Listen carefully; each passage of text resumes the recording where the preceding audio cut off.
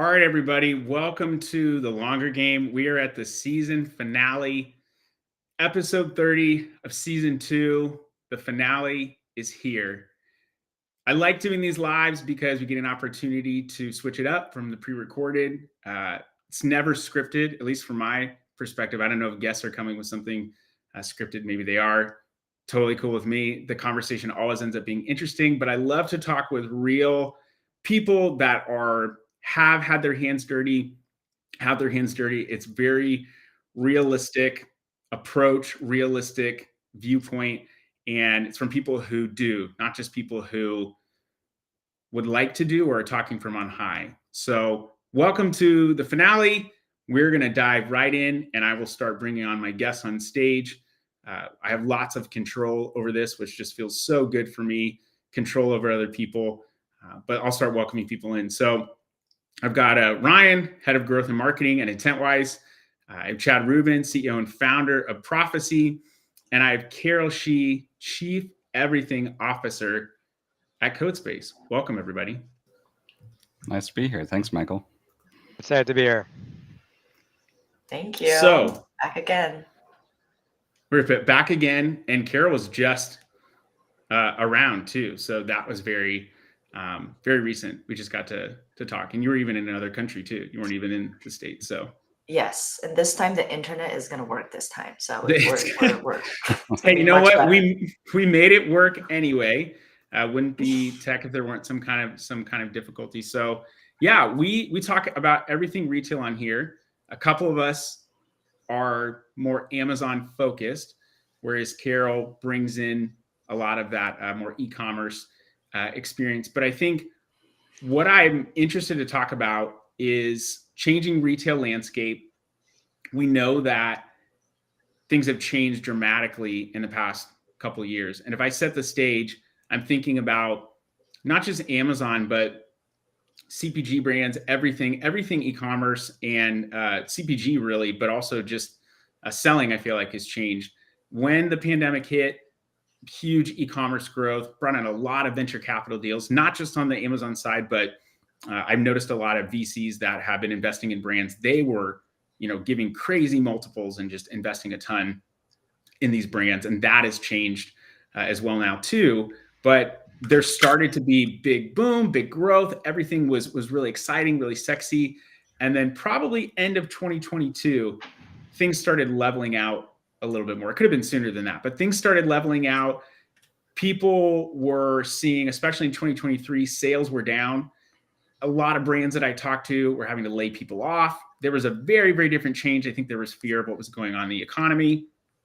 And I don't know how people are feeling in 2024. It's still early, but it is a very different stage. I saw a brand on LinkedIn recently talk about how, 4 or 5 years ago, a $25 million CPG brand was a huge brand, and it was also exitable. But now $100 million brand is kind of what people are looking for.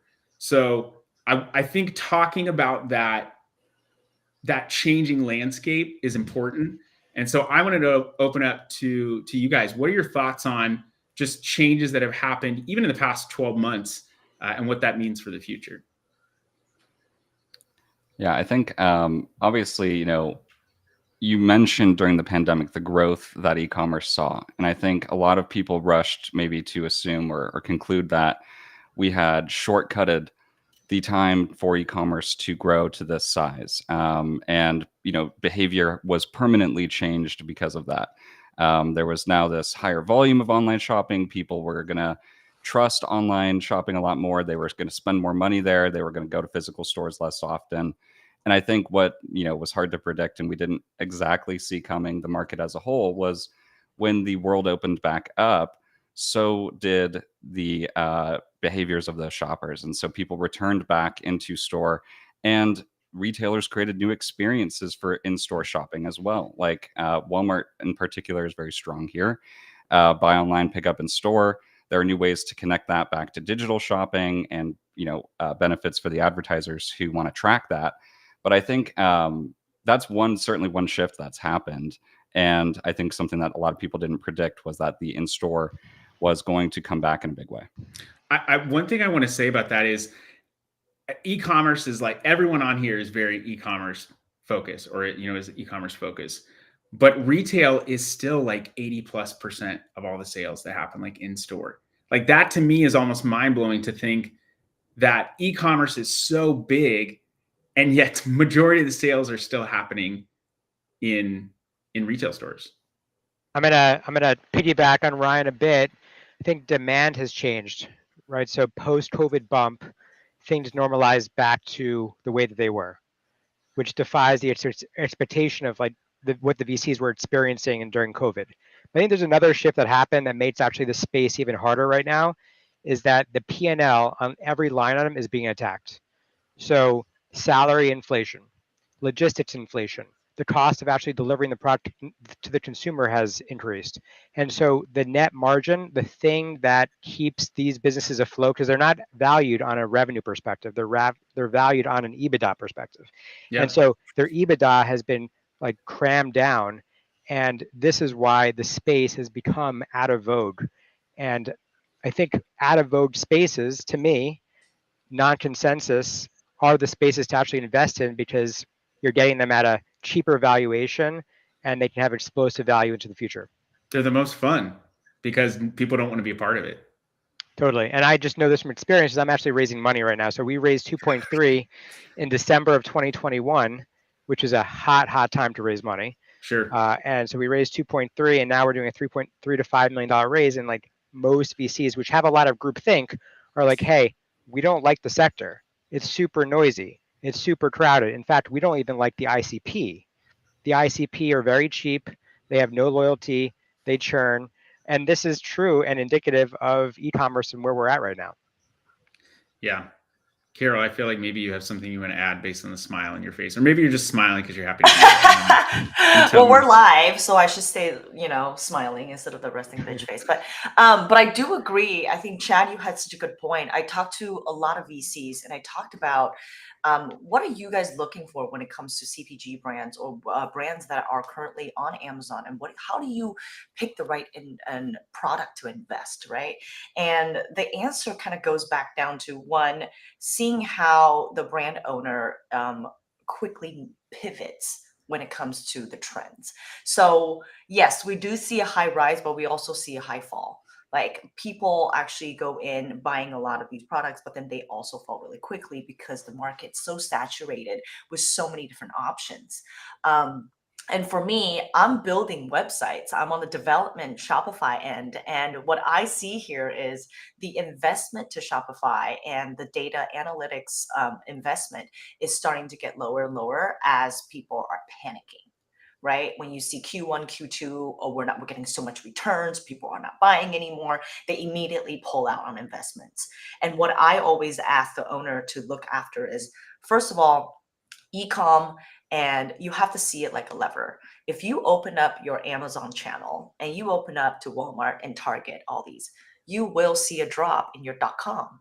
Because you're separating out your audiences. You're telling them it's more convenient to buy on Amazon. It's more convenient to walk into the Target near you to purchase your product. So you will see a drop in your .com. It's just math, right? But I think that a lot of times owners and brands panic because, like you said, e-com is huge, but retail is even bigger. So there's definitely a balance that needs to happen. And I would like to hear like the Ryan and Chads of the world about how you discuss these kind of conversations with your owners. Like, how do you calm them down and be like, this is just normal. Don't pull your money back. We need to continue to invest. Yeah, I think when it comes to multi-channel, especially with the long tail, and there's so many retail media channels too. We talk about Amazon and Walmart primarily, I think, as the big ones, but really there's dozens, if not hundreds, of retail media channels that exist. And depending on, the industry and the product that you sell, some of those retail media channels are going to be much better than others for your product, including Amazon might not be the best. Let's say obviously if you're selling very specific, tools, right? You sell power drills. Home Depot and Lowe's might be very, very good places for you to invest your ad budgets compared to even Amazon or Walmart, compared to even Shopify. So I think it's all about one, making a map of, what is your goal with e-commerce for your brand in general? Do you have goals to penetrate a particular channel, a particular demographic, a particular something else? And then figuring out which of those channels would be best suited for you to reach that goal. And that can include a mix of retail media, a mix of in-store strategies, a mix of obviously D2C, and then obviously figuring out the solutions to help you track all of that and that customer journey across those channels, which can often be the trickiest part. Yeah, my perspective on this might be different. I think that for most brands, and most brands aren't Nike or Apple, if you're not on Amazon, you're not relevant. And so when people go to, and Amazon has a near monopoly, right? So if you look at actually the total share of e-commerce, let's just say Mike was like, hey, it's 20%. Amazon has roughly 56% of that, okay? Which means that if you're not on Amazon, you're missing out on 56% of all transactions, number one. I do think there's a smart way to do this. And there's a few approaches. I'm just going to share one, and I can share, okay. So one approach is like Hoka. I like to use, have you guys ever heard of Hoka? They're the running shoe. Yeah. Yeah. So if we know that Amazon is a gateway drug for your brand, and they do have high value customers, and so how do you not sacrifice your own commerce, your own Shopify? Let's just say it's Shopify, your own store. And so this requires, I think, number one, embracing Amazon. You put a hero product on Amazon, meaning it's like a nilly vanilly plain Hoka shoe, right? It's like the standard hero product. But then what Hoka does, and I think it's super powerful, is that they sell exclusive, innovative styles off Amazon. So they're not shoppable on Amazon. So they're owning the brand narrative on Amazon.com.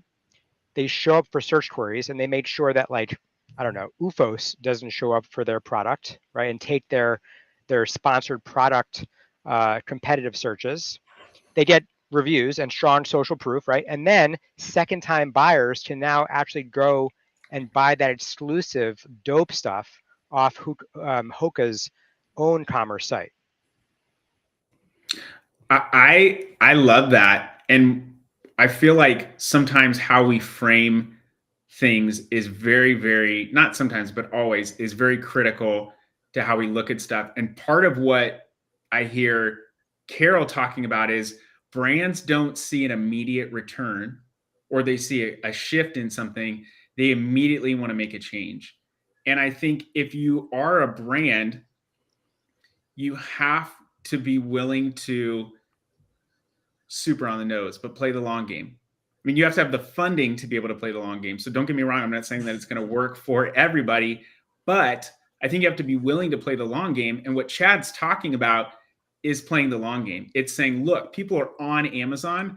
My customer is there whether I want to be on there or not. And that's the way that I look at it, is they're there. They're already there.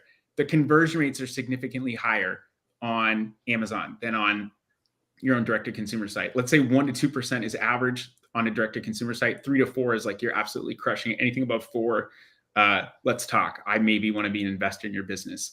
But on Amazon, non-Prime members convert 14%. Prime members 70%. Like, there is a super amount of trust. And when you see brands get bestseller badges, I immediately see return on ad spend go up. I immediately see an improvement in sales overall.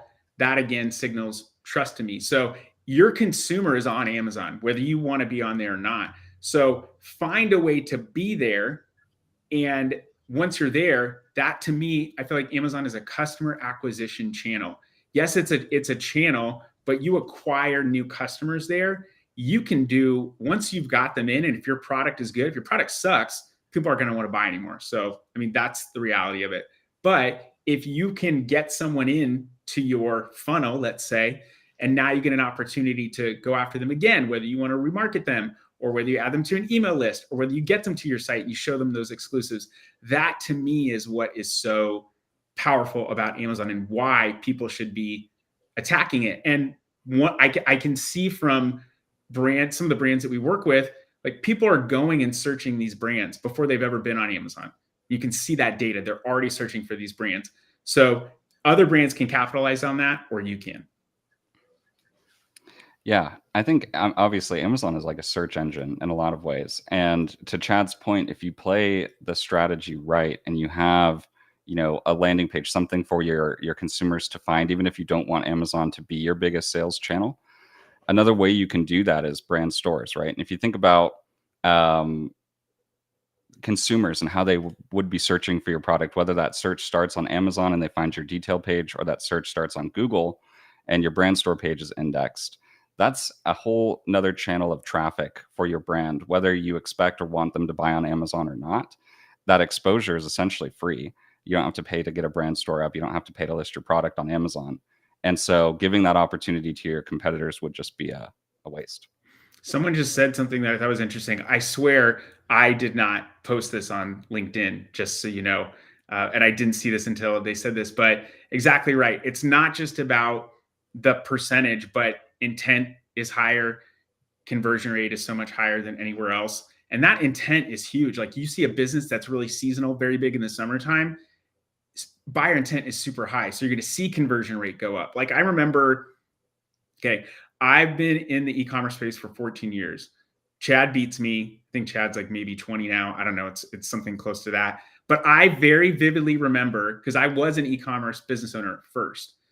I very vividly remember seeing conversion rates be almost similar. And like you would make before ads were even in the picture, you would say, I'm going to change SEO. I'm going to change something here. And you could see conversion rates go up. And that was a big part of how you determined how effective you were.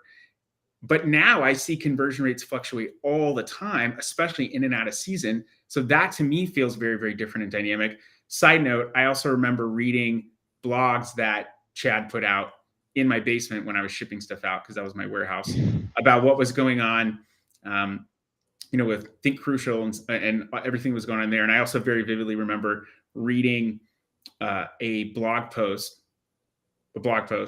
that people were, that you got shut down on like Christmas Eve, Christmas Day, and were fighting to get it back up. Like that was I felt that pain. I felt it from brands that we work with, but I've been suspended before. It's a very sucky feeling. But that was my whole point, is there's so much higher intent, and like conversion rate it's a huge factor. That instantly improves everything. Yeah, I think like also it's important to also talk about the shorter game, right? The sucky stuff. So like let's just play this out. Short game now. Really, we talked about Hoka, right? There's this like interesting strategy you can play around exclusives, dope stuff off Amazon, buyer intent. But like let's just say you're a beauty brand, right? I'm not gonna use the beauty brand's name, but like let's just say you're a beauty brand. You're like telling your investors you're excited, and everyone's waiting for Target to expand. Now you're like, hey, we're about to get into Target. Expansion is there. And now suddenly you're now in Amazon and you're in Target. Okay. Now Target starts calling the shots. This is a classic big box move. And so what happens is like, let's just say Amazon's 90%. And like, of course, it's the brand's dream. It's like, oh my God, I'm on Amazon, I'm on Shopify, but now we're getting into Target stores. So now suddenly you're in 50 Target stores or whatever. Target starts calling the shots.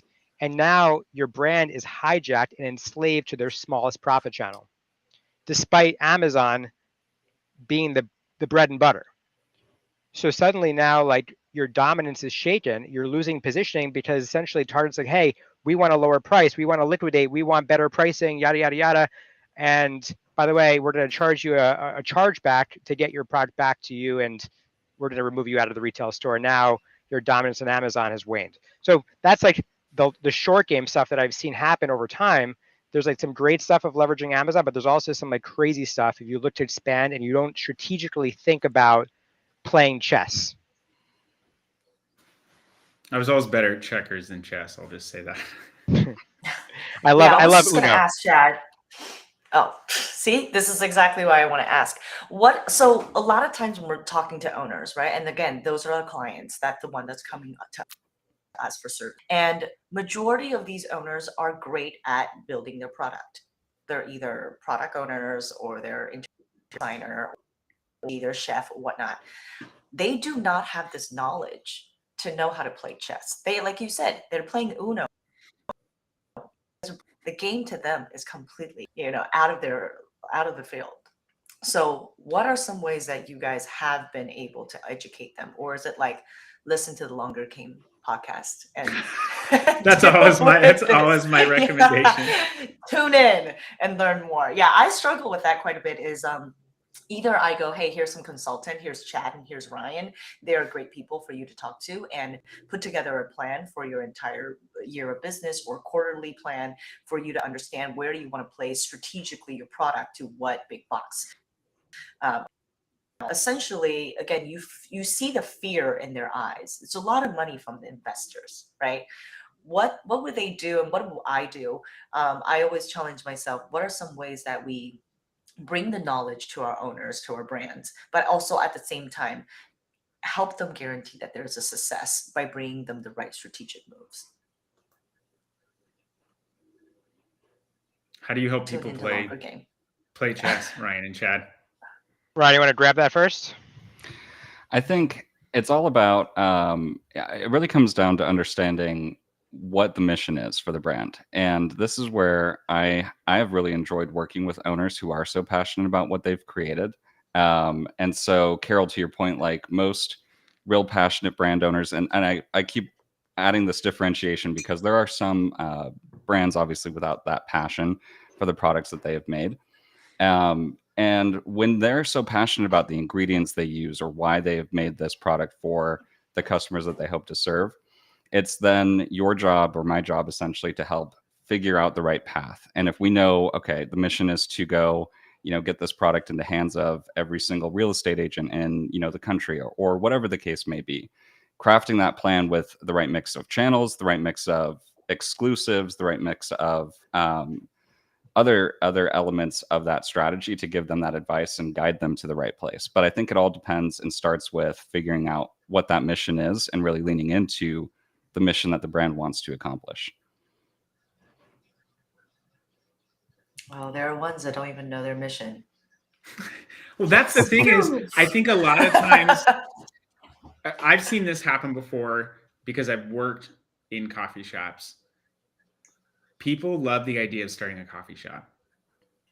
It is probably one of the most difficult and hard businesses to run. If you are out there right now thinking, I love going to get coffee, I want to start a coffee shop, don't. That's my first recommendation.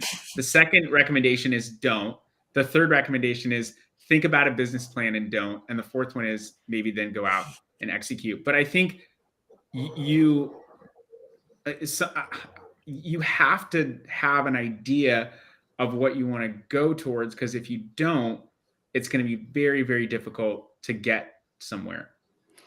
And your analogy with coffee shops, I would say, is similar with Amazon. Certainly, if you're just getting started, I push back a lot when I have those initial conversations with somebody maybe who has an idea, or maybe they've got a few prototypes of a product and they really want to launch on Amazon. I don't say don't, but I say, have you, done the math, right? Have you done the research? Have you calculated what this is going to take?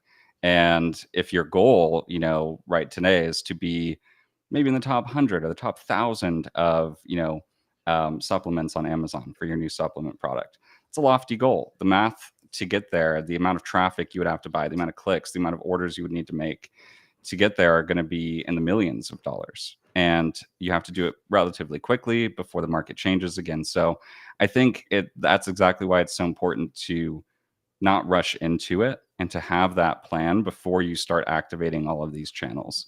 Because if you start activating the channels first, you're going to run into a lot of the problems with control that Chad was talking about, whether it's retail control or distributor control or resellers, whatever the case may be.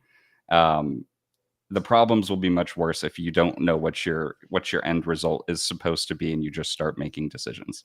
I think the issue too is that Amazon used to be more of a playground. And I think it's just becoming more of a retailer.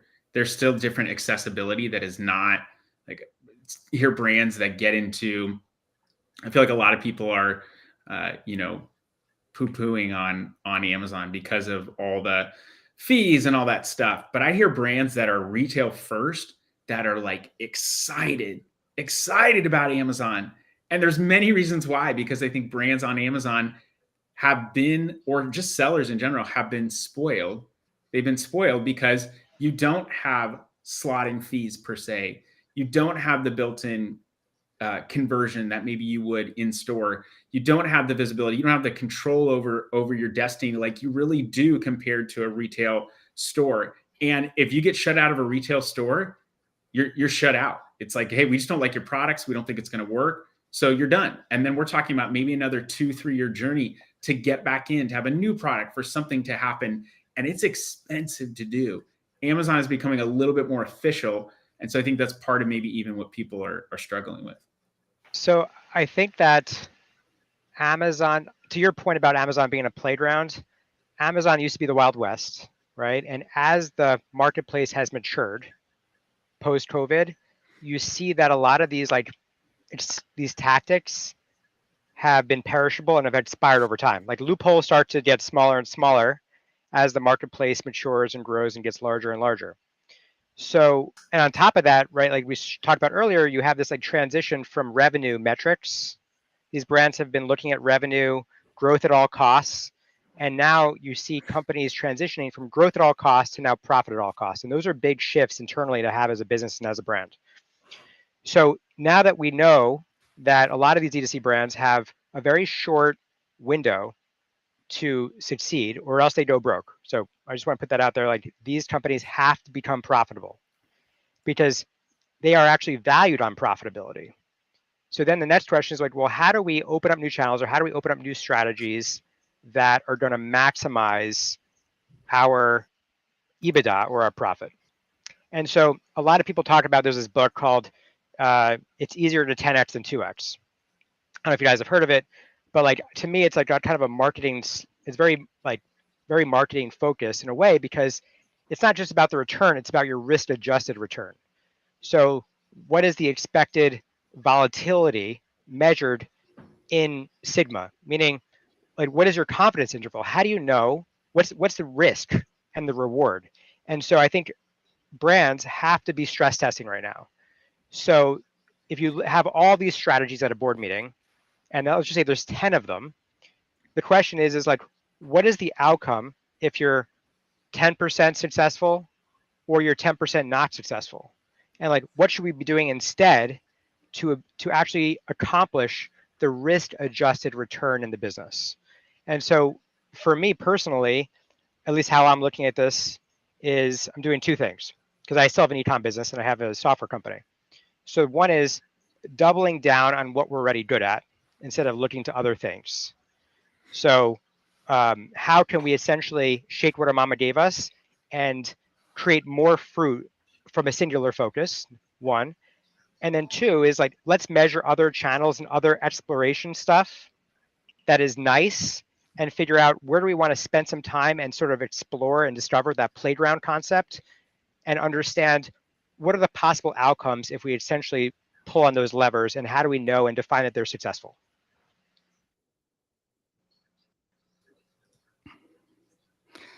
The test and learn approach with all those individual retail marketplaces. That's Chad, like beyond Amazon and maybe Walmart, what have you explored any other of those retail marketplaces? What do you see working or not working? Have you also been on Sears Marketplace before? Like So I have? Oh yeah, I've been on Sears, I've been on Newegg, I've been on Wayfair, I've been on Overstock.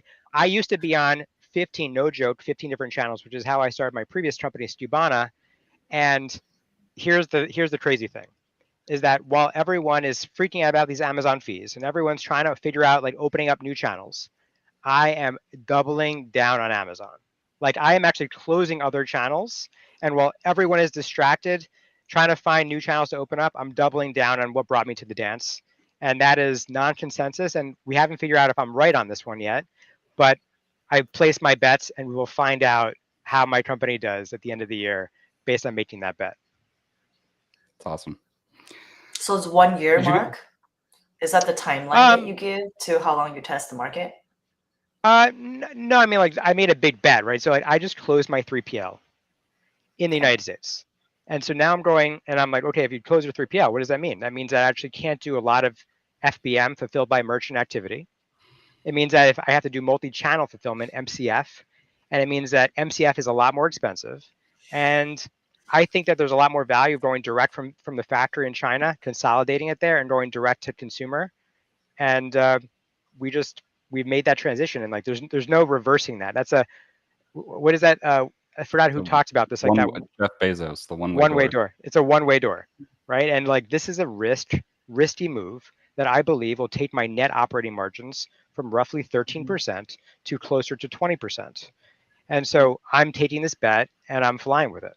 And so is it going to be the end of the year? No, I'll know in like 2 months or so, but we have a forecast in place and we'll know how we do with actuals versus forecast.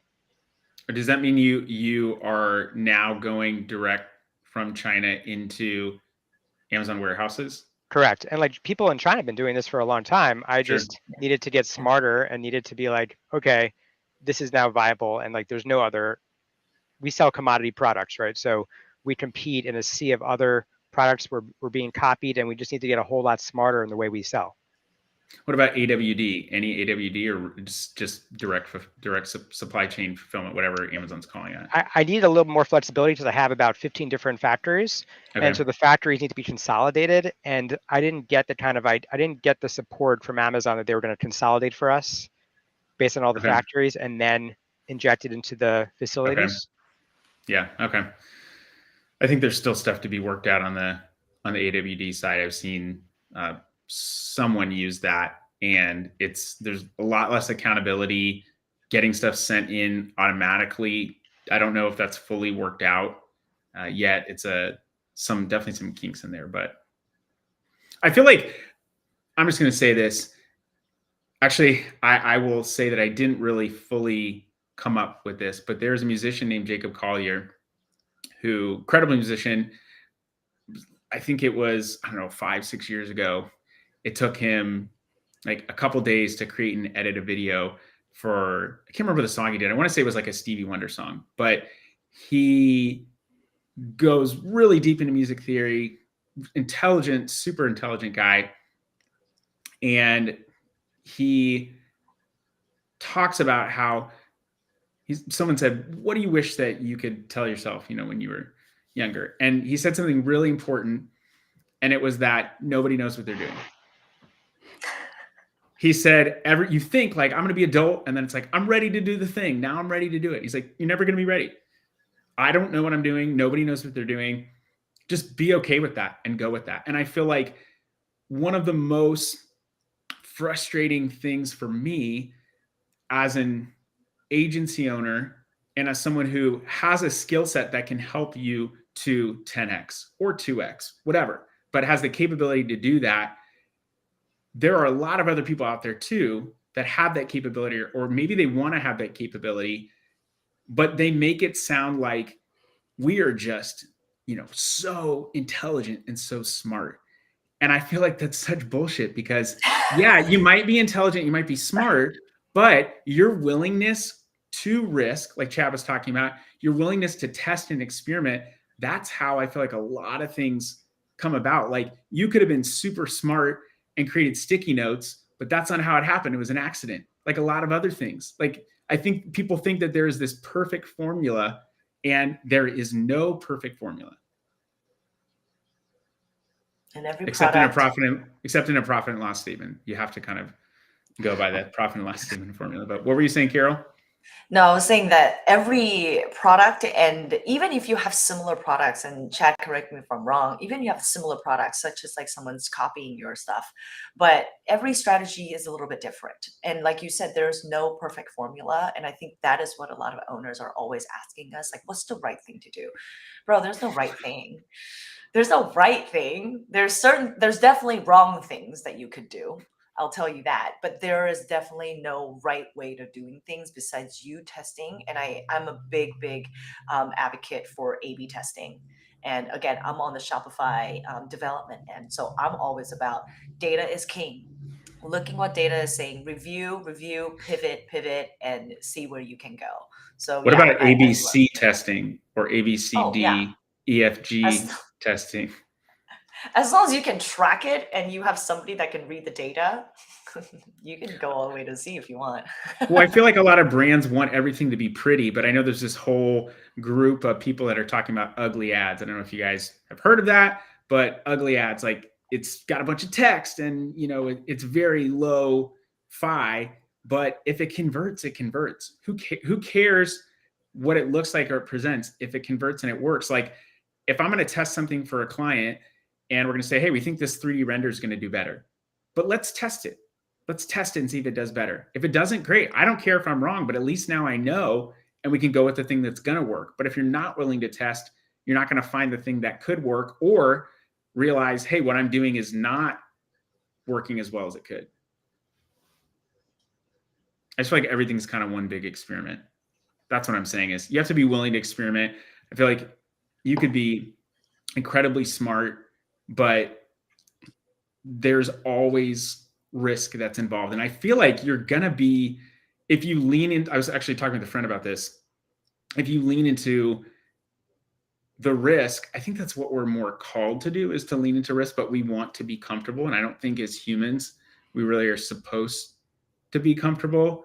It's my take on it. I feel like God wants us to work and he wants us to do, to actually go out and make fruit, or to produce fruit, to plant seeds and to get fruit. But I really feel like we focus on our comfortability, and that hurts us more than being willing to take risks and trusting that there could be something else good that's on the other side. I could be wrong because I don't know what I'm doing. I think I was just going to agree. I think, I mean, certainly when it comes to Amazon and just e-commerce in general, testing and learning is a requirement because of how fast things move. And particularly with Amazon, especially over the last 12 to 24 months, they've been launching so many new things that if you aren't testing and learning, you're just behind. And at a certain point, if there's been 6 updates to ad types or ad targeting that you haven't taken advantage of yet, or there's new virtual bundles that you aren't building, or promotions like brand tailored promotions that you aren't taking advantage of, like there's so many things to be testing and learning. And so when we work with brands, or when I work with brands, that's always like we carve out a section of their business to focus and dedicate to that, whether that's a portion of budget or a portion of products, whatever, or channels or activities, whatever the case may be. There's always active testing happening, and that can be a small amount of budget. Not everybody has half of their budget to invest with no expectation of return, but if it's a couple $100 a month that we can spend on testing new keywords or testing new ad types or promotions, those are valuable tests, as long as you then, like Carol said, you are collecting the data and actually using it to inform your next moves. I have a question. Has anybody ever had anyone argue with data? All day. Yeah. Can I tell you a little? Can I tell you? This is kind of a data argument, but I have a little story about a client I was talking with, and they were spending a very small amount on ads on Amazon, and we increased their spend by 10x. And I'm talking about it was like they were, before we started working with them, it was like $100 a month. I'm like, you're not going to get anywhere. This was several years ago, but still, like, you need to at least, bring it up to like 1,000 or something. And they didn't get a 10x return on their ad spend when they 10x their spend. And they were complaining to me about that and said, well, why aren't, we 10x the amount we're spending. Why aren't we 10xing in return? I'm like, well, that's not how it works. Like, you're not going to see that happen. And there was more that was happening. I'm just like, okay, I'm not getting the full story. So I just started asking more questions. And one of the questions is, I said, what are you basing your assumption on? When I increase spend by 10x, I'm going to get sales increased by 10x. And the response I got was incredible. The response was, well, it's just life. It's like, wow, okay. I don't know that I can help you at that point. And that to me feels like a lack of knowing, like having a game plan, but also knowing and understanding. And like, I feel like one of the biggest things that brands who want to get on Amazon or want to go into e-commerce that are focused in retail, or vice versa, they don't know what they don't know. And so they might have incorrect expectations, and that will push them into a bad place to cause them to make short-term decisions. You also have to make short-term decisions, but that will have bad long-term consequences.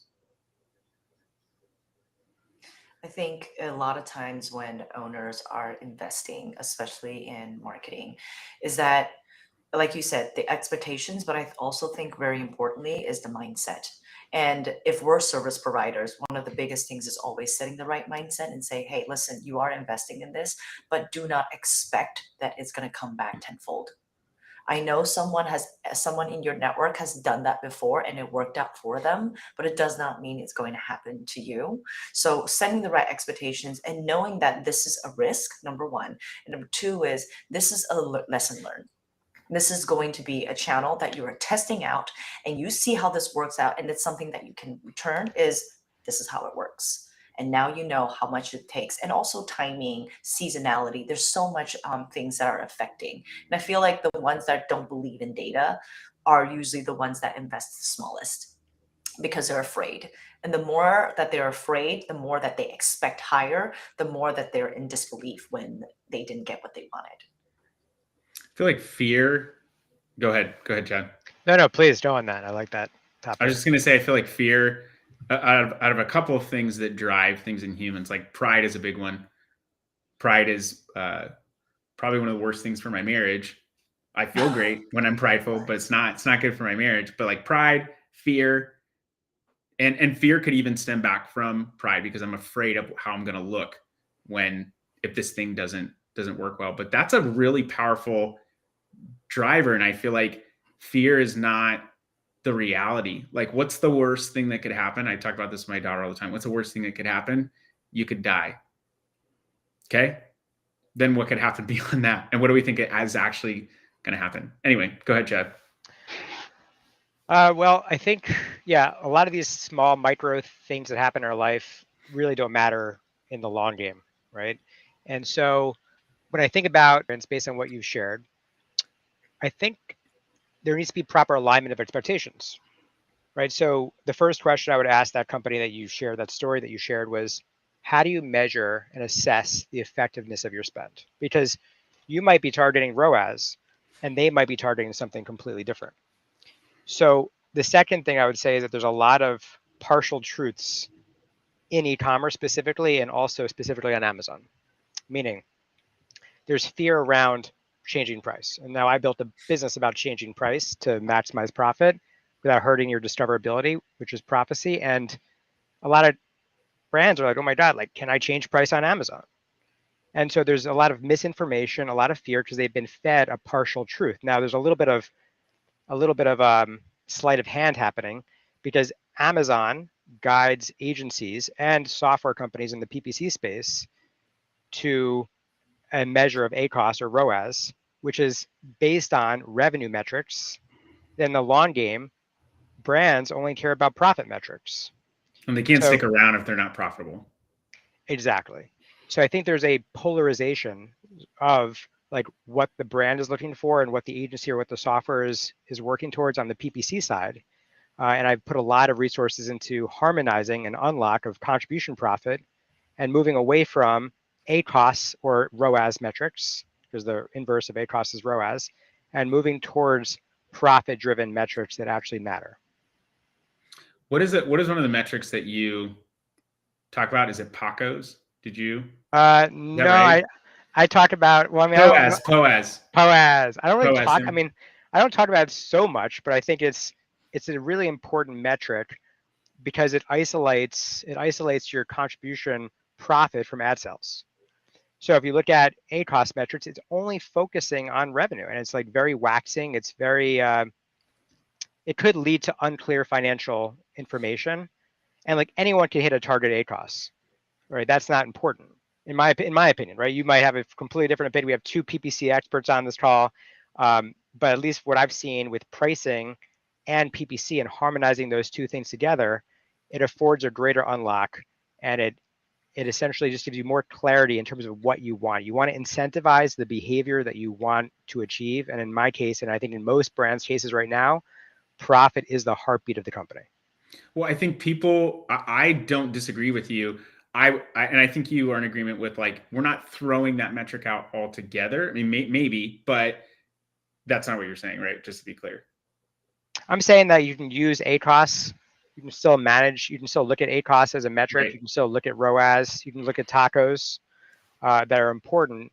and assigning specific objectives to SKUs based on profit metrics and transitioning the company from revenue metrics to profit metrics, to me, as a brand and as being in the space for a long time, is the ultimate holy grail of what you want to accomplish. Okay, so I mean, I'm in agreement with that.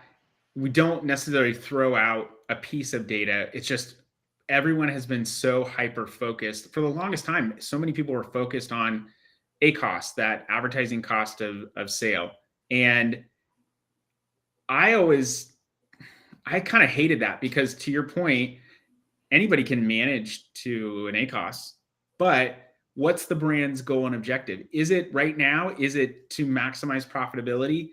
Or is the focus of the brand that's newly on market to gain more market share? Because my ACoS could be super high, but if I'm going after market share, okay, like I need to get that first. You still have to make the unit economics work, but like, okay, am I actually going to get the market share that I want? And that's why I never liked ad day parting, because I feel like you turn stuff on, you turn stuff off, you might be missing out on a conversion that could actually help. And I feel like in the ad side, you shouldn't just be looking at that. Like, does this convert well? Do I convert well in this? Because Amazon does factor that into their ad algorithm.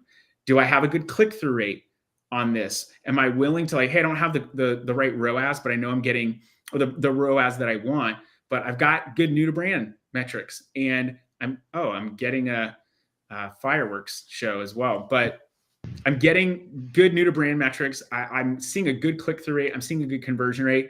I want to lean into this term. And then being able to look across something like Amazon Marketing Cloud and say, okay, well, my return on ad spend on, DSP is super, super low, and it's not going to be the right case for everyone to utilize DSP. I do think a lot of brands can take advantage of it, but DSP ROAS is really low, but as an assist, it's super, super helpful. And then determining how much do I want to invest in this? How much is it actually helping me to first generate revenue, but then also bring back profit into my company? So I feel like it's actually measuring things appropriately and not too heavily weighting one thing over the other. Yeah, there's no question. I think intention is very important. And I think, by the way, I do think you can use POAS. And just to define POAS for people that are listening, it's profit on ad spend. It's gross profit divided by your total ad sales. And so you could have if you have a 1 as a POAS, that's break even. And you could actually have a negative or a below 1 POAS.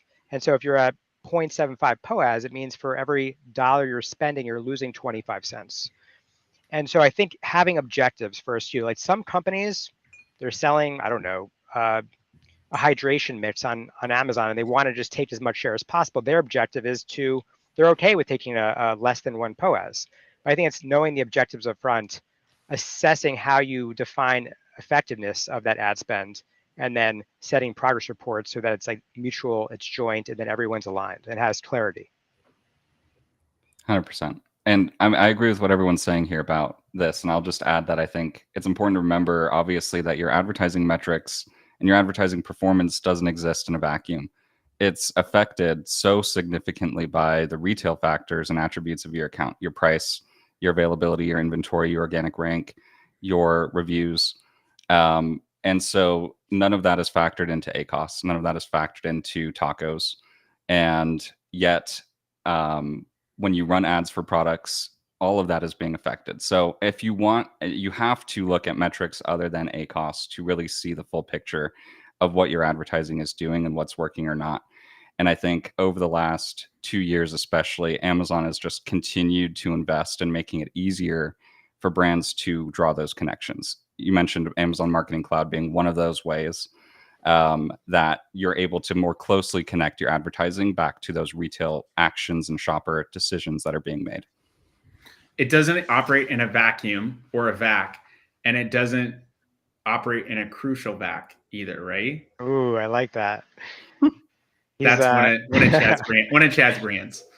Yeah, crucial brands. We made vacuum filters, coffee filters, air filters. It was probably one of the first 100 Amazon Marketplace private label brands. And actually, James Thompson, who's an OG in the space, we started the Prosper Show together.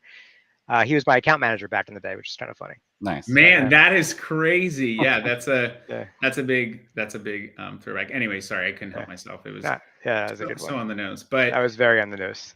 I want to also get Pacos started.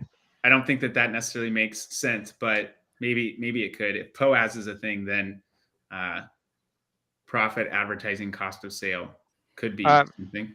Yeah. Well, you can do TPOAS, total profit on ad spend. Okay. What about versus total sales? First, well, yeah, I'm trying to. For me and my own e-commerce business, we have changed. Like sales and revenue should not come out of somebody's mouth, right? Like it should only be profit. And so that's just what we've migrated to. Like we've really retrained and like linguistically have had to change the lexicon internally to make it part. And we incentivize everything. Even comp plans are incentivized on profit. They're not incentivized on top line. Well, I mean, like for a business, that is huge. And something I talked about with my team, we actually talked about a P&L today, because not everyone knows and understands or gets what a P&L is, just depending upon what your job is. But I try to ingrain into everyone, every single person has an impact on the success of this business. Every single person. If we mess something up on the catalog side, we do that enough times, I don't care how many sales we get you, it's going to put a sour taste in someone's mouth and they're going to leave. And we walked through this, but I'm like, someone leaves, what happens? Okay, we lose a client. Great. What does that mean? Well, we lose revenue, right? But then what is our biggest line item? It's labor. It's the team. We don't bring in enough revenue. We can't support the team that we have. There's only so much loss that we can take. And someone on my team was like, well, we shut down. I'm like, well, right. That's the worst case scenario. Okay. With stating that. But I don't think everybody understands could be in an agency, in a brand, whatever the case might be. I don't think everyone understands the even idea of profit. Like, I think if you look at kids at a very young age, they look at money and they're like, whoa, I got $1. That's so much money. But they're not thinking about taxes, or they're not thinking about what goes in versus what comes out. So like, maybe that's just something as a human race, we have to lean in and focus on more, is not just what is my gross, but what is my net. Like, good example would be, as an entrepreneur, I could build this great company and I could be super successful, but what does my home life look like? That feels like a net to me.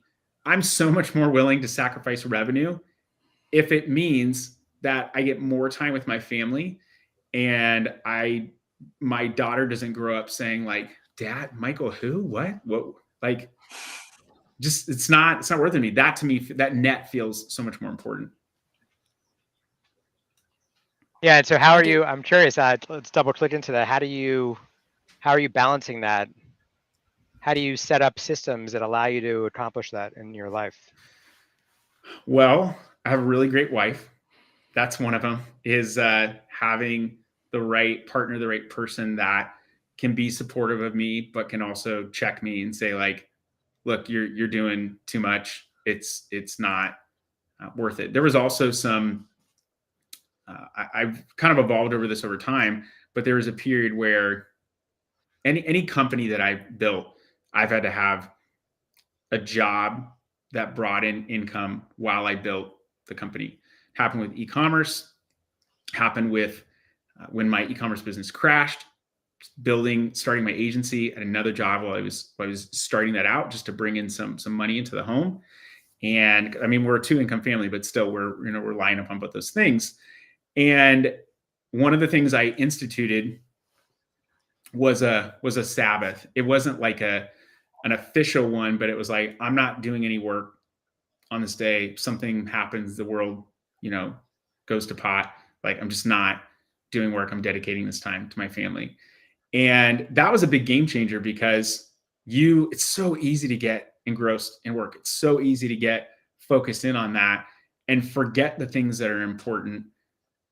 Growing my business and getting it to be successful and getting it to be profitable is important. But again, I would like really, really putting all the cards on the table. I would rather work a job that I hated and get to spend more time with my family than do something that I was so passionate about, but that never allowed me to see my family, because that's going to be always more important to me. It doesn't mean I don't still work a lot. It doesn't mean I don't invest time and stuff, but I also have to put some own like personal checks and balances in that and say, okay, I know a good example would be like this week. It was just me and my daughter. My wife was on a work trip. There was one night where it was like, I know I'm going to be working long, so I let her go with a friend and I stayed and did the work they needed to. But then there was another night where I'm like, I need to shut it down. I need to go and spend time with her. And so I did. So part of it is apparently my OS believes in what I'm doing, but part of it is just being honest with myself too. Like, what do I really want here? Do I want, yeah, there we go. Do I want to, well, that doesn't do anything. It's just this. That's right. Do I really want to do this next thing that's going to take me away, or is it worth it? Like, what is my return? What is my ultimate return? Is it having a memory with my daughter, or is it just signing this next thing, or just doing this one more piece of work? Like, can that wait? So part of it is just being honest with myself, but having a good partner and being honest with myself. Thank you for sharing. Does anybody else agree with me? Am I crazy? No, I think it's everyone's priorities in life might be different, but if you know what yours are, that's the most important thing. And work often gets in the way because of necessity. But right, if you're able to sort of split the two and create those hard boundaries, I think that's sometimes the hardest thing to do, but certainly the best thing to do. And you know, everyone will have different moments in their life where they have to make those choices. Do I take this job offer that requires me to move across the country? You know, it's more pay, but it's all of these other things that I wasn't looking for. So everyone's going to have to make that personal journey. But I think it's admirable that you're doing what's best for you and your family. I have a friend who came up with the term entrepreneur porn, and that is, I mean, porn is like unrealistic. It's not the reality of things. It's, I think, the worst of what sex can be. I will just say that. But entrepreneur porn is the look at all the success and all the great things that I have. It's only the most positive and unrealistic expectations of what being an entrepreneur looks like. And every entrepreneur I know, not saying it's, you know, the largest sample size, but every entrepreneur I know deals with difficulties in their business, deals with problems, has a lot that they have to troubleshoot. I went to a new dentist this week and she asked what I did. And I told her, you know, I run an agency that helps brands on Amazon. And she said, okay, so you get what it means to own a business. Like, my dentist is saying that to me. So every entrepreneur I know knows that it's not the flashy reality, but we have a couple of examples of people who are in the limelight, and that becomes our focal point, which is the same reason why, to Carol's point earlier, brands say, okay, someone in my Rolodex, this worked for them, so it's going to work for me too. Okay. Like, not everyone's going to start $1 billion company. Less than probably 1% of people are going to start $1 billion company. It's just not the reality. So I feel like actually knowing what is real and what is not as real is as important as knowing where you want to go. But yeah, the entrepreneur porn thing is just, it's not the reality. I mean, the question you ask is like, when we always talk about metrics for a while, and what is the metrics that really measure your success at home? Like, when you go home, is your wife telling you like, hey, you're scoring very well here, but in our QBR, the next one, you need to work on this part. Like, it's we do have a scorecard.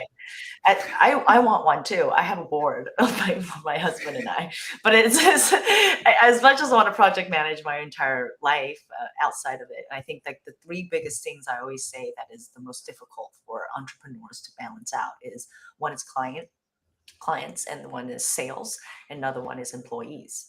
It's like playing whack-a-mole, right? You're either like covering your employee, making sure they're okay, right track, on goal, or the client's flipping out, or the sales is not coming in. You know, it's those three. But I think what we really neglect for those who do have family at home is, how do you balance out your life as well?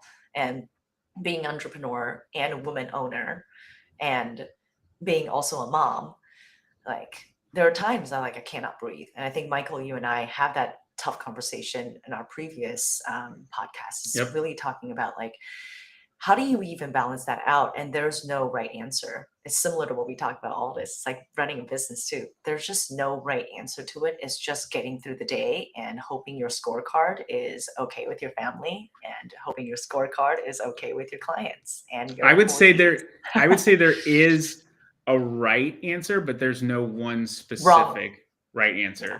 There's wrongs and there's rights, but there's not a totally predefined path. Like you have to figure that out. Maybe you and your spouse don't want to have kids, or you're unable to have kids, and so you're just focused on your careers, and you're good, right? You're too late for you, but you're good. But you're good with that, with the extra time that you work. But you say, hey, I also want to commit time to go travel on the weekends, or like we're going to commit to do these things. Like you have to determine the things that are important to you. But that's the accountability piece that honestly I crave more the older that I get. I want people that I can check in with and say, look, I'm submitting myself to you in the things that I'm doing. Do you feel like I'm doing the right things or not? Like, be honest.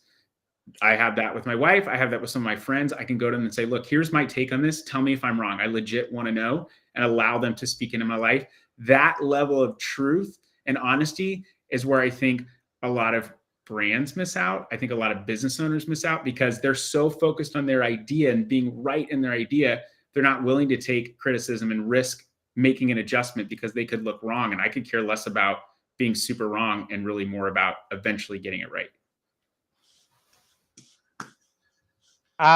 My take on this is that well, first of all, if you look at what Sheryl Sandberg came out with a book, I think it was Sheryl Sandberg, and it talks about how there's like, if you have 5 balls and they're all glass balls, it's like business, family, personal, friends, health, and business.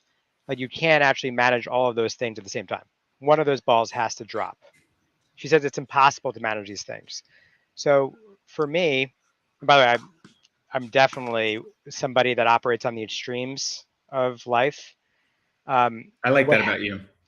What helped for me was a few things. When I sold Stubana, because I spent so much time like deploying resources, helping employees. I have to be a father, to be a CEO. I have to manage investors. I have to manage my son, not manage my wife, but she manages me. But I have to, essentially there's so many hats I need to be wearing, right? So I can't possibly, so essentially I invested in coaches. I really believe that investing in coaches can have a massive ROI on an individual. And it did for me. I hired 12 coaches after I sold Stubana in all aspects of my life. I call it the Great Reset. And I came away from that period a better human. And then 2, I had a lot of clarity around my mission statement and my core values. And that I've been infusing those core values into my personal life. I have these, my son's 4.5. So for him, like he doesn't realize we're having board meetings, but I sit down with him to understand, and they're really board meetings, right? I want to connect deeply with him. I want him to understand how important he is to me, and I want him to be authentic to me as a result of that. And then how do we actually, in this coming quarter or coming couple months, how do we do things that create more connection together and strengthen our relationship? So I think those are like a few things that I would share with everyone listening in right now, or things that I've done that have really allowed me to create a system where I'm not so extreme and allows me to focus on the stuff that really does matter in life. I feel like kind of what we're talking about too is the term I love when people say like, well, it's all about balance. It's all about, work-life balance. And I get that term, but I think it was Teddy Roosevelt who said everything in moderation, including moderation, or maybe that was Winston Churchill. I really don't know who it was, but I agree. Like you're not going to get the result you want if you are only moderate and temperate. And so I think what we're talking about, the way that I frame that is seasons. There are seasons in my life where I'm able to spend a lot more time with my family. There are other seasons in my life where I have to invest a lot more in my business. There are seasons in my life where my wife and I aren't getting along as well as we could, and we need to go and get therapy and get help. I've done that before. It was a game changer. It was expensive. It was not at a great time. It was when I was transitioning out of one business to another, but it helped us to communicate so much better. It wasn't like, I try to be as open as possible about this, about dealing with like depression, anxiety, but also just regular relational things. Cause I think, again, people think I'm going to get to marriage and they're going to complete me. And I'm like, my wife does not complete me. That might sound crazy. I get my value from God, and I'm a creation ready to go. I have improvements that I need to make, but she is such an incredible asset and benefit to me. But if I'm looking for this other human to complete me, I'm gonna get off track somewhere. But I kind of lost where I was going with that, but maybe someone can help me get back on track. What was I saying? I don't even remember. Right. You're talking about your balance in life, trying to, or not. Yeah. Oh, well, sorry, seasons. that was horrible. Seasons. No, seasons. Yeah. I think it comes down to seasons, but you have to be honest with yourself and say, is this season going on a little bit too long? Like, am I continuing to invest in this thing that maybe really isn't giving me what I want? What I want to know is what 12 coaches that Chad has hired, like, are they the 12 disciples? Like, that's an offline conversation, but Chad, we need to circle back on the 12. Like, let's do it. Yeah. I actually have as we're talking, I'm thinking about someone who runs a VC firm that I think might actually be a really good connection for you, because part of their MO is not just investing in ideas, it's investing in founders. And they said, we'd rather have a B idea with an A founder than an A idea with a B founder. Mm-hmm. Talk about A/B testing. I feel that. Yeah, I would love an intro for sure. We can do business on this podcast too, people. It doesn't just have to be a conversation. We can make profit, right? I didn't say the R word, right? You didn't hear me say that, did you? Profit. We can make profit, but we can do business too. Love it. All right. I want to know, as we get ready to wrap things up, I want everyone to make a final prediction that they're willing to live and die by. Ryan, go. I'm just kidding. Where do you feel like, I don't know that we need to speculate, but like, if you could tell a brand, here's one thing that I feel like you focus on this, whatever it might be, focus on this, and this will allow you to be more successful this year. What would that be? It's hard, definitely hard to pick one thing. I know what Chad's going to pick. Yeah, well, I'm very curious. I think my suggestion would be, it's sort of in line with a lot of the themes we've been talking about today, like profitability and goals and proper planning and structure. And so my recommendation would be focused around understanding your customers, understand who they are, what drives them, what motivates them, where they shop, where they live. Those questions, if you have answers to them at a deep level, will help guide the shape and the direction of your business, including which channels you should be on, how you should be advertising, how you should price the product, how you should market it. So that's probably the core of any brand's strategy. And I think it's especially important now as we're going back to the basics, focusing on profitability, focusing on making sure that we're in the right channels with the right offers and the right timing. So there's a lot of other things that could be happening this year, but I think if you don't have your fundamentals nailed, you're going to be really struggling when the margins continue to get squeezed. When you talk to about channels, like you said, be where your customers are. We know that pretty much everyone's on Amazon. It's like, that's a place where you want to be. But I think there are other negotiables. Like, maybe you test Newegg, and if you get a good response there, great. But you don't have to be in every single channel. To Chad's point about pulling out of certain channels, like, it feels like I need to be omnipresent, but the reality is maybe you're just not getting what you need from this certain channel. It's okay to pull back from that channel. Totally agree. I think that's part of the analysis. Is this channel good for me, even though we're listed on it already? Is it working, or do we need to radically change or just remove it entirely and refocus those dollars elsewhere? And so if you know that your customers love to shop on TikTok Shop and that's never going to change, and you're just slowly watching maybe your Amazon traffic slowly decrease over time, or the same thing could be happening in other channels as well, that's a signal for you to make a move. But if that's not happening and you launched on TikTok Shop and it's not working for you and you're spending all this money, people aren't converting, you're getting a bunch of high return rates, there's your answer to pull out. So, again, there's no one right direction to move in, but if you understand who you're trying to work with, and you understand your customers, you'll be able to find that right path. Carol, go.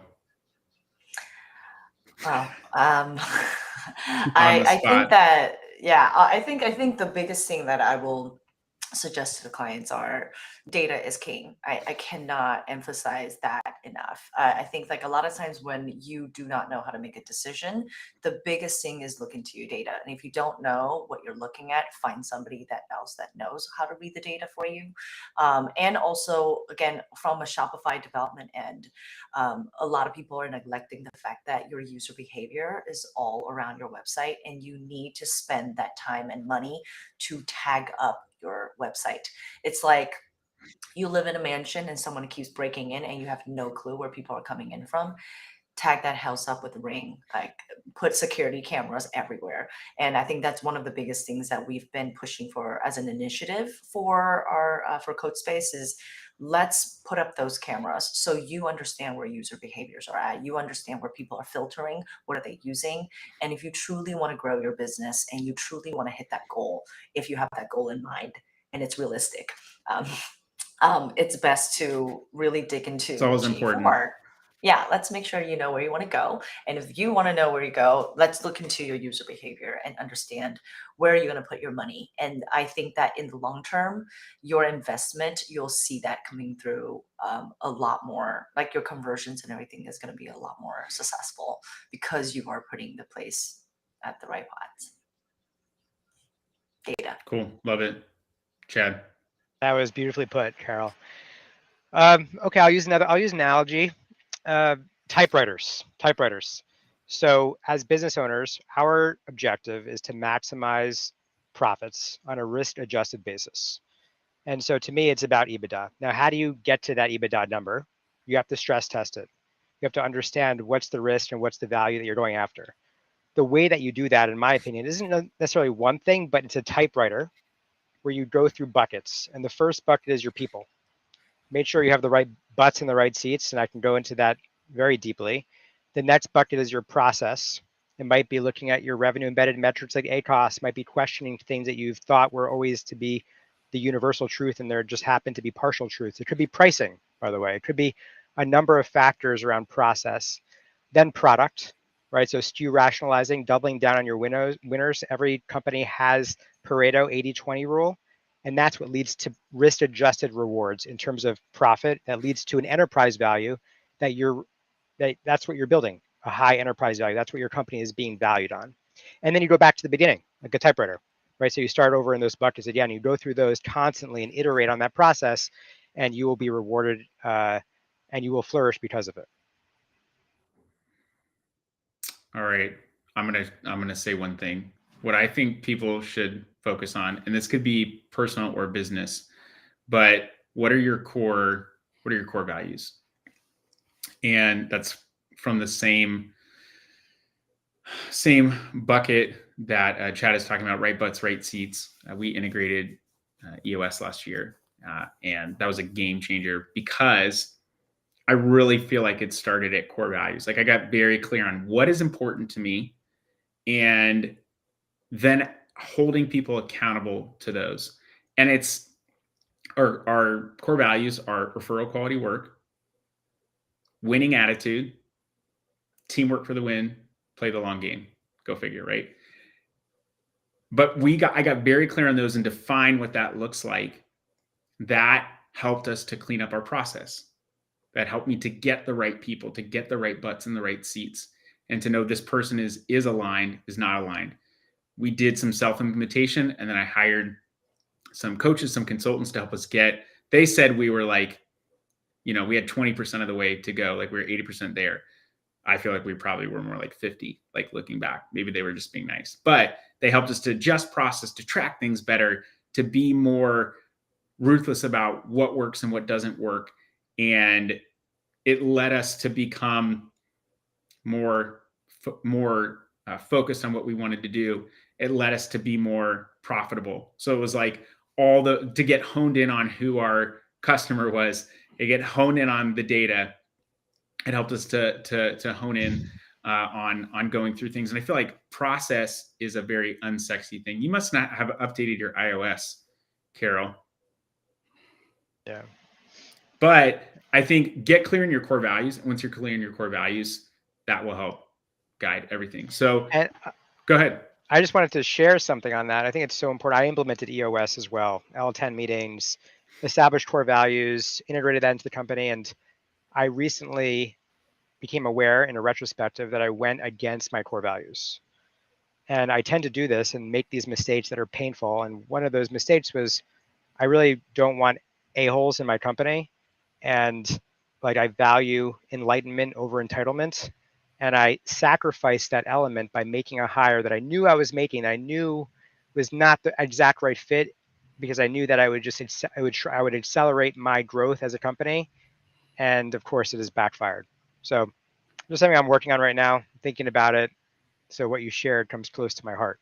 I think if you're just willing to even think about that, you're probably ahead of most people, because I think we as humans have a tendency to just want to bury our heads in the sand and not face the reality. But like, I read a book very early on in my management career called Fierce Conversations. And the whole crux of the book, you don't have to read it. Here's the crux of the book. You're worried about having a tough conversation with someone, like a coaching conversation. And in that moment, you're frustrated.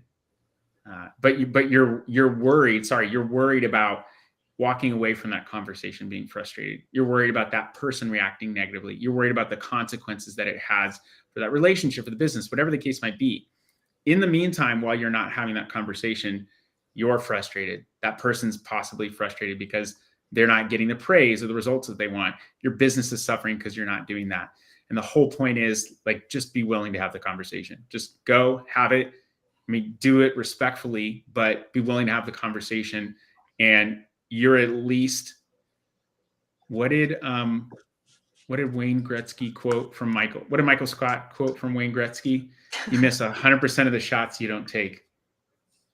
You don't take the shot, you're never going to make it. All right, each one of you, I'd like you to share, what is something you want to share with people about what you're currently doing and where they can find and locate you. Ryan, why don't you share with us what you want to send people to? Sure. So Intentwise is a software provider that helps work with thousands of the largest agencies and brands on Amazon and Walmart. And this year, we're actually we're continuing our investments into Amazon Marketing Cloud, building some really cool applications for pulling insights out of Amazon Marketing Cloud, doing it automatically in the back end, and sort of presenting new insights about your customer journey and about your customers to you. So I think that's going to be really interesting. And at the same time, we're also building more connections between Amazon's products across all of their different ads. So search ads, DSP, streaming TV, AMC, and sort of creating unified solutions, both for data and for campaign management. So I know that's a lot, but if you are, if anybody's interested in learning more about AMC or data and analytics with Amazon and Walmart in general, cross-channel analytics, you should definitely follow Intentwise. We do a lot of educational content, weekly webinars. Michael has been on our webinar before. I'm going to be reaching out to Chad and Carol shortly, it seems like, to see if you guys would be interested. But we do lots of educational content, and we do newsletters and blogs. So if you're interested and you're in the space, definitely follow us. It's all free and it's all fun. Love it. Love it. Look, we're doing more business, everybody. We're doing more business together here. Carol, what do you want to share with people?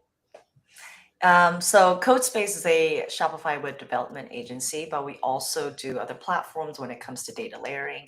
Like I said, we are a data-focused Shopify web development. And so a lot of what we do here is focusing on what are the opportunities that we can help the clients grow, especially the brand on Shopify e-com store. And so if you are finding that, and again, we're at Q2, this is the best time for you to invest in any retheme, redesign, things that you want to update for your website, because you want to avoid that Q4 peak season to touch anything on their website. And I think that's similar when it comes to any kind of strategy on the marketing side. So if you're feeling like, hey, you know what, we're feeling stunt in conversion. This is the great time to do an app audit, to do a site audit, to see where your e-commerce health is at. I'm doing multiples of that. We're also doing a free audit. So this is where you can find me. It's qodespace.com, or you can DM me on LinkedIn. And Ryan, we definitely should talk, because I would love to learn more and send some clients your way. Yes, we should. All right, Chad. Oh, you're on mute. You're on mute. Rookie mistake. Okay, Cool. there we go. Woo. So as business owners, what do we want to do? We want to make more EBITDA. We want to make more profit. And that's what we built. We essentially have built Uber surge pricing for Amazon brands. So we use AI, and I know that's a trite word at this point, but we've actually invested $2.3 million into deep learning models. And we find price inefficiencies in real time on Amazon, and we help you exploit those opportunities to help you make more profit. Wow, So we constantly change your price to help you make more money without sacrificing your BSR or your ranking position on the platform. Love it. I need to learn more about that. I will plug myself and say my agency Cartology is working with brands, white glove service, really focused on high level service and results. One of the biggest things that I see when I talk with brands is agency burn. I get it. The agency's focused on growth. They're not paying attention to the people. They're not paying attention to every single one of their clients. And we are hyper focused on delivering results, but also delivering a relationship as well. So if you're a brand that wants to grow and that wants to be successful on Amazon, I want to at least have a conversation with you and talk about that. This has been very, very fun for me. And I love having the conversation. I love getting people in the room. And I really wish that I could do my podcast live in person. Maybe that's next season. Maybe that's what I'll do. But thank you, Ryan. Thank you, Carol. Thank you, Chad, for coming on, making time to talk. I think everyone got a lot from this. I know I got some stuff from it as well. And yeah, we'll see you on the other side. End of season 2, season 3 coming, TBD. Can't tell you when, but it's definitely going to happen. So thanks everyone for coming on. And we'll see you guys later. That's it. Get on out of here. Thank you. For having us. Bye. Thanks, Michael. Bye.